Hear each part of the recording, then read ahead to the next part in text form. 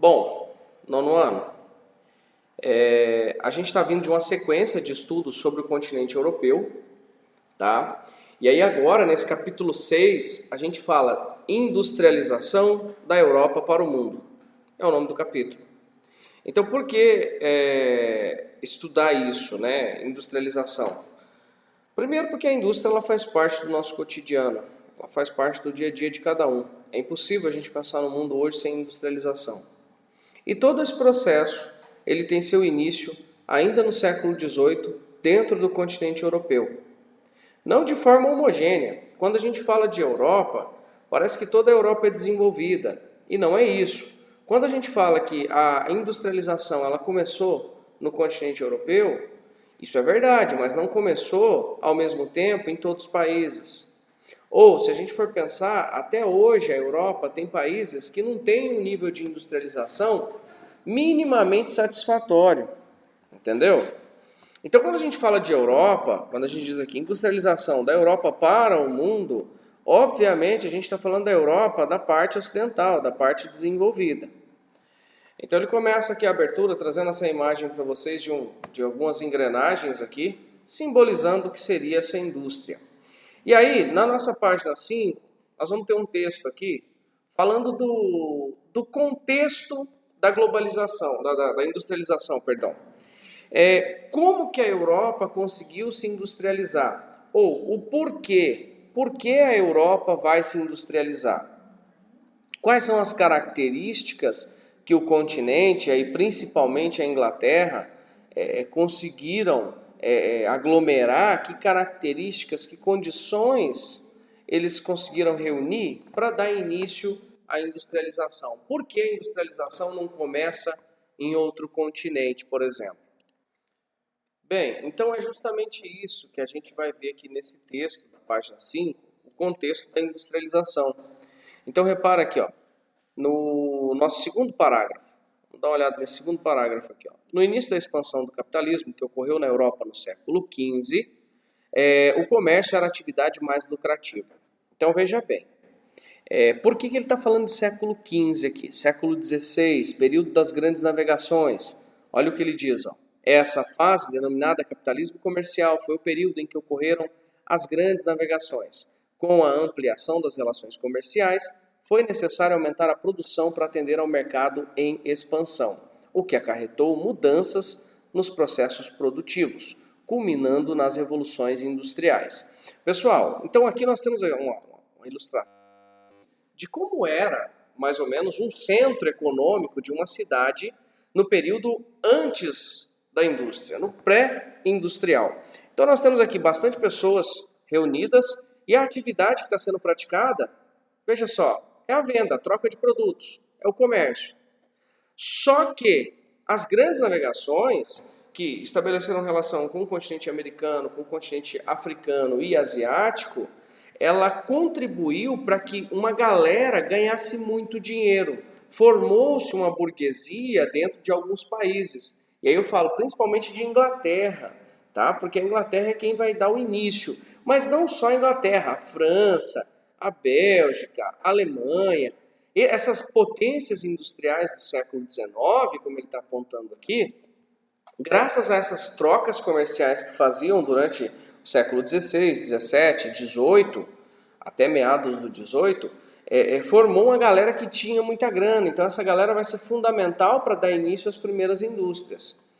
Beleza? Então, nós vamos falar mais para frente da primeira, da segunda e da terceira revolução industrial. É muito importante que vocês já entendam isso no nono ano, porque o ensino médio inteiro vocês vão usar, tanto na parte de geografia, quanto na parte de história, de sociologia, até filosofia. O período das revoluções industriais ou da revolução industrial, porque às vezes a gente usa no singular para se referir àquela lá do século XVIII, de meados do século XVIII, ou as revoluções industriais, aí eu falo da primeira, da segunda e da terceira. Isso é fundamental para que vocês entendam, porque o nome é revolução. É revolução por quê? Porque ele alterna completamente o modo como a sociedade se organizava. Ele altera o modelo de trabalho, ele altera o modelo político, o modelo econômico, tudo o que é setor da sociedade, seja ela europeia ou mundial, vai ser impactado direta ou indiretamente pelo processo de industrialização. Tranquilo? Então, olha esse parágrafo aqui, o penúltimo parágrafo da página 5. Ao longo do século XIX, Inglaterra, França, Bélgica e posteriormente Alemanha instalaram colônias, principalmente na África e na Ásia, para explorar matérias-primas e vender seus produtos industrializados. Veja bem, aqui ele já saltou para o século XIX.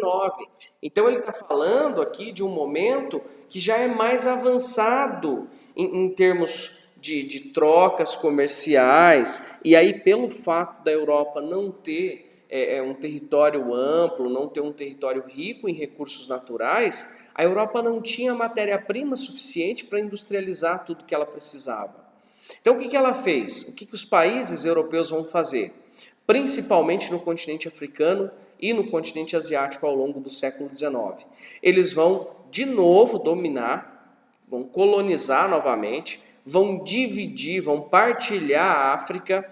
Nós temos até a chamada Conferência de Berlim, que veio justamente para estabelecer essas fronteiras das nações africanas para os europeus.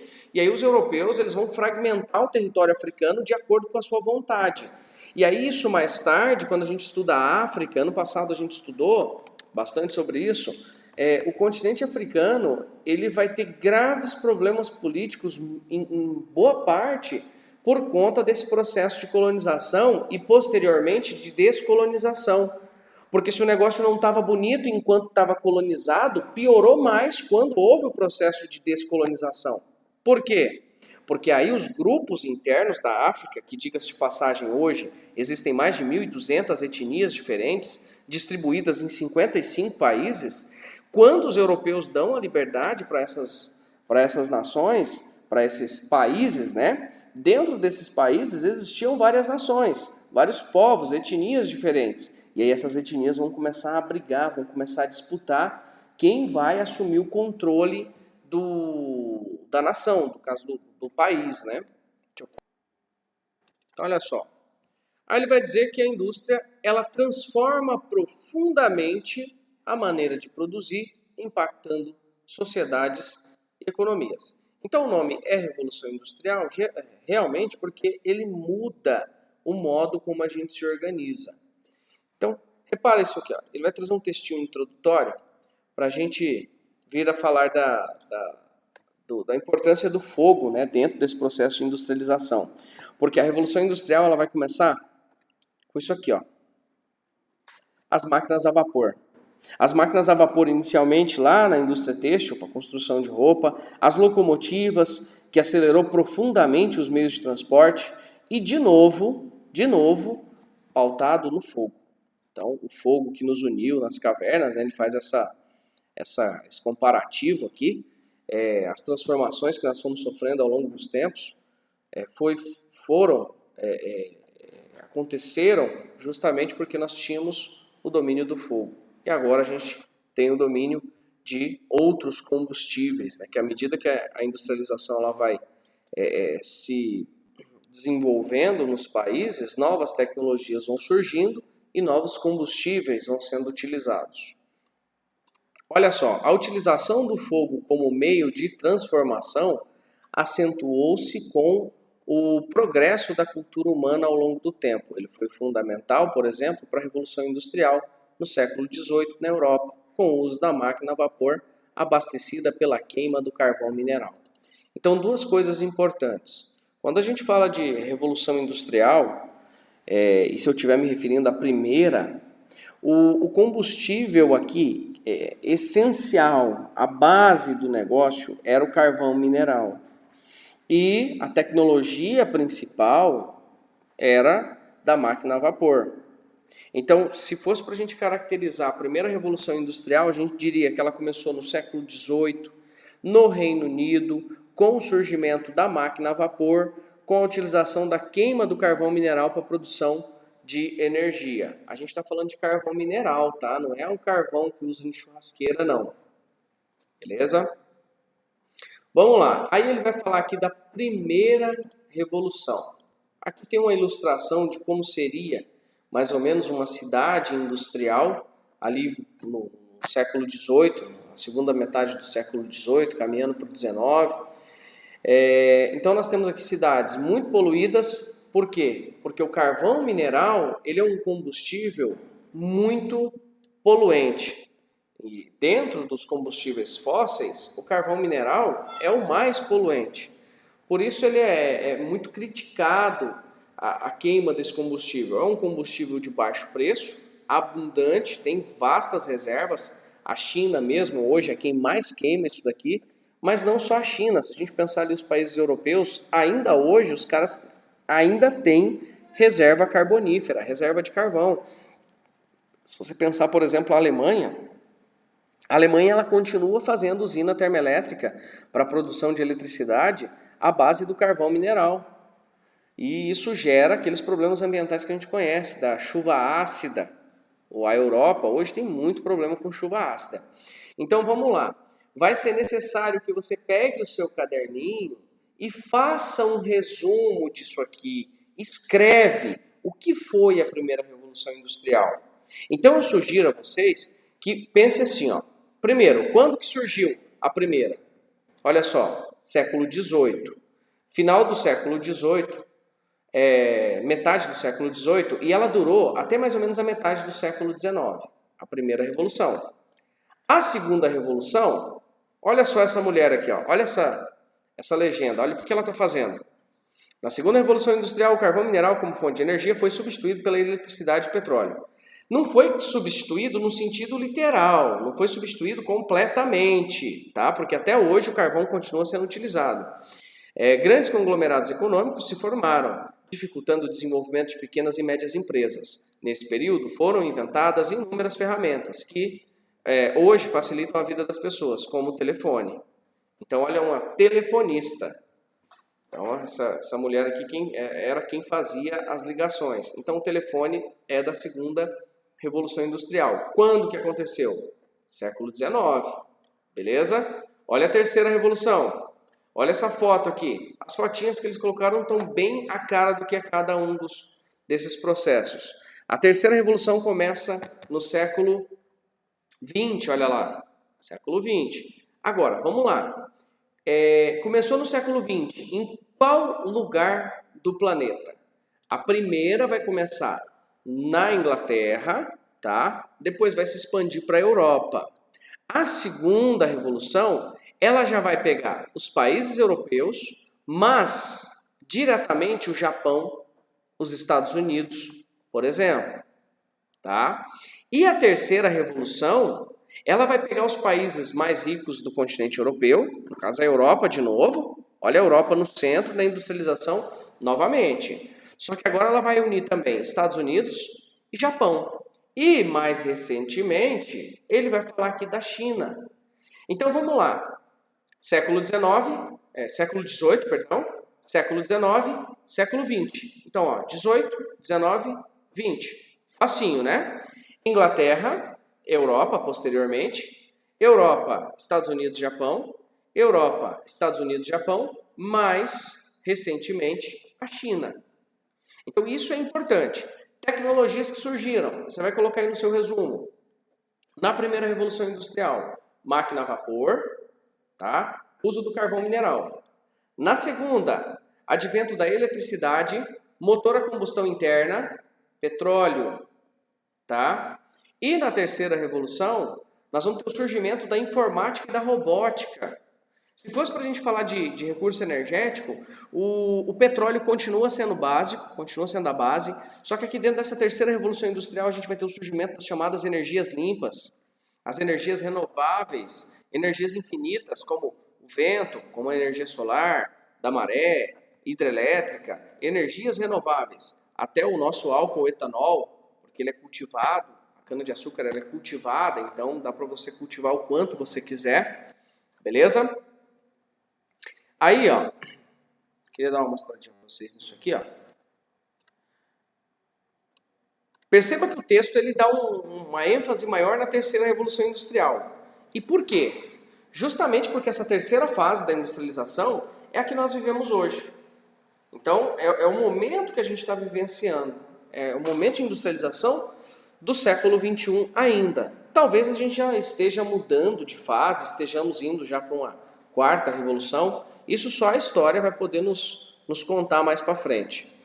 Então ele diz ali, ó, o desenvolvimento da informática e sua incorporação às telecomunicações, possibilitando o surgimento das tecnologias da informação e comunicação. Nunca foi tão fácil dar aula disso aqui para vocês, de terceira revolução industrial, como agora.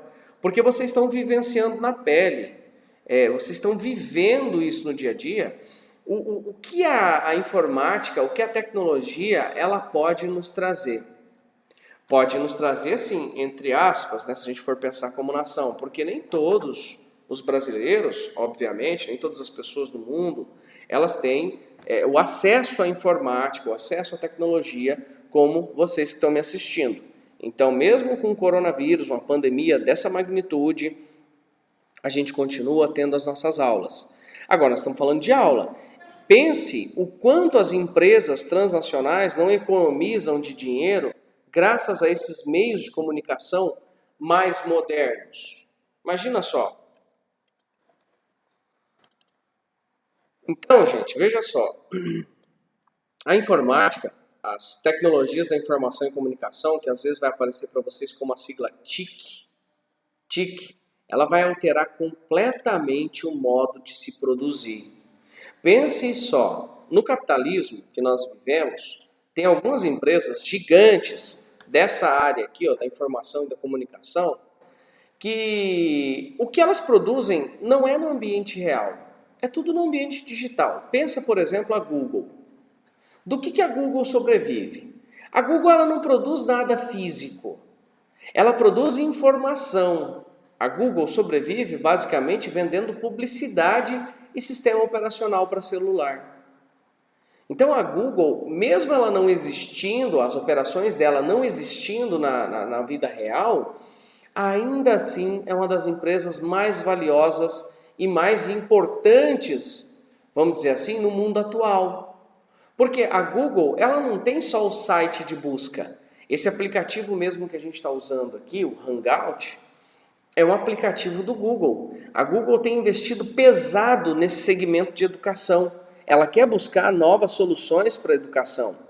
E a gente não sabe, eu tenho visto muita gente falando a respeito das transformações que a educação vai sofrer nesse período pós-pandemia.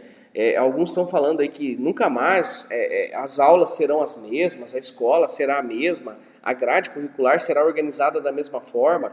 Então, assim, talvez isso seja verdade. Eu não sei, eu estou meio cético ainda, porque eu acho que a escola tem um outro papel, mas enfim, isso conversa para uma outra hora. Mas mesmo assim, o que eu quero exemplificar é que a Google ela tem investido alguns milhões de dólares na pesquisa de soluções para as mais variadas áreas possíveis. A gente tem hoje a Uber, uma empresa de automóveis, de transporte, que não tem um automóvel. Os automóveis são todos dos parceiros, como eles chamam, né? Os caras que se associam à empresa, que faz lá o seu cadastro, ele vai dirigir para a Uber. Então a Uber não tem gasto com manutenção de carro, ela não tem gasto empregatício. Lógico, para o pessoal que trabalha na plataforma dela, sim, mas de um modo geral, o gasto deles é relativamente pequeno. Nós estamos vivendo um momento agora que as pessoas elas não estão mais conseguindo, muitas pessoas não estão conseguindo mais trabalhar só em uma coisa. Ela tem que ter 2, 3 ocupações diferentes para ela ganhar um dinheiro. E aí muita gente está indo para esses aplicativos, Uber Eats da vida, para poder fazer um complemento na renda. Então é este o lugar que nós estamos chegando. Nós estamos vivendo um mundo de transformações. E essas transformações elas estão visíveis para a gente. Então quem motivou essa transformação toda, essa mudança, foi justamente a nossa terceira revolução industrial. E hoje em dia, pessoal, quando eu falo de computador, quando a gente fala de informática, a gente não está falando só de computador pessoal, do computador de mesa. Um smartphone, por exemplo, e um tablet, eles são muito mais potentes do que era um computador nos anos, por exemplo, 2010. Vamos voltar aí só 10 anos. Em 2010, um computador top de linha não conseguia concorrer em capacidade de processamento com um celular, um smartphone hoje top de linha. Então, assim, há um avanço constante, crescente, nesse segmento da informática. Correto? Aqui, outra importante mudança ocorreu na atividade produtiva. Hoje, a ciência e a tecnologia atuam para desenvolver produtos melhores, em menos tempo e custos menores. As multinacionais investem cada vez mais na pesquisa científica, visando melhorar a produção e aumentar os lucros. A terceira revolução industrial é marcada, portanto, pelo predomínio de indústrias que utilizam muita tecnologia. Assim, elas geram produtos de maior valor agregado, demandando qualificação da mão de obra. A lógica de alocação dessas empresas tem reorganizado o espaço geográfico mundial, formando parques tecnológicos ou tecnopolos. Aí, veja bem, quando eu falo da terceira revolução, que é o momento que a gente está vivenciando hoje, fica visível que nem todos os países que são industrializados são nações desenvolvidas, são nações ricas, importantes no cenário internacional. Por exemplo, se eu voltar lá no século XVIII, a Inglaterra, a França, a Bélgica, a Holanda, a Alemanha, que haviam se industrializado, eram as nações mais poderosas do mundo. Na segunda revolução, acrescente-se a esse grupo o Japão e os Estados Unidos, as nações mais poderosas do mundo. Só que hoje, você pega aí, por exemplo, um país como o Brasil tem um dos maiores parques industriais do planeta. O Brasil produz muita coisa. Só que o Brasil ele não vende produto, ele não vende tanto produto industrializado no cenário internacional, no mercado internacional. A nossa participação ainda é muito na venda de commodities. A gente vende muito produto primário no cenário internacional. Até mesmo porque hoje é muito difícil para um país concorrer com a China, por exemplo, ou mais recentemente, vamos pegar ali década de 90, 2000 para cá, principalmente 2000 para cá, os chamados novos tigres asiáticos. Indonésia, Malásia, Filipinas, Tailândia, Vietnã, os caras têm um custo de produção muito, muito baixo. Então, pensando nisso, algumas empresas transnacionais começaram a reorganizar o seu modo de produzir na terceira revolução. Porque na primeira e na segunda a indústria estava no país de origem, principalmente no país de origem. Na terceira revolução, você pega aí, por exemplo, a Boeing, uma das maiores fabricantes de aviões do mundo. A Boeing ela pulveriza a sua produção, ela joga pedaços do avião em cada país, porque ela vai aproveitar as vantagens locacionais que cada país tem a oferecer. Então, assim, ela vai terceirizar a produção. Então, ela pega componentes de vários lugares e aí monta, tá, em um país aí que ela queira, para os Estados Unidos, né, que a empresa é americana, e ali dos Estados Unidos ela vende seus aviões para o mundo inteiro. Por que se utiliza essa lógica? Por que eu vou ficar levando peça para montar num lugar, para montar no outro, depois reunir tudo aquilo e formar um avião? Vai sair mais caro? Obviamente que não. Se fosse mais caro, sem dúvida nenhuma a gente não veria as empresas se organizando dessa maneira. Afinal de contas, as empresas, o capitalismo, vamos dizer assim, os sistemas econômicos de um modo geral, não só o capitalismo, né, qualquer sistema que for proposto, a vantagem sempre vai ser obter lucro. Porque se eu não obtiver lucro, simplesmente eu não existo. Se eu tiver só prejuízo, eu não vou conseguir manter as minhas empresas funcionando. Então eu preciso de lucro. Como que eu faço para maximizar meu lucro? Eu vou para um país que vai me oferecer incentivo fiscal, que vai ter uma mão de obra mais barata, que vai ter uma energia elétrica mais barata. Vantagens, vai me custar menos. E aí, me custando menos, eu consigo instalar minha empresa, obter mais lucro, fazer com que as ações da minha empresa, que é mais uma característica da terceira revolução industrial, né? As ações, as empresas hoje negociam ações nas bolsas de valores. Beleza? Então é isso. Eu vou encerrar por aqui. Qualquer dúvida, chamem no privado.